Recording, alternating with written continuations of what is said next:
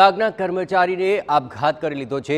એએમસીના sub inspector Jaydeep પટેલે સાબરમતીની અંદર ઝંપલાવી દીધું। રાત્રે ઘરેથી નીકળ્યા બાદ પરિવારે તેમની શોધખોળ શરૂ કરી હતી।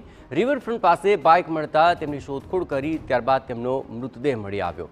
મૃતક મૂળ નવસારીના અને હાલ પાલડીમાં રહેતા હતા અને રિવરફ્રન્ટ પશ્ચિમ પોલીસે આ મામલે વધુ કાર્યવાહી હાથ ધરી છે।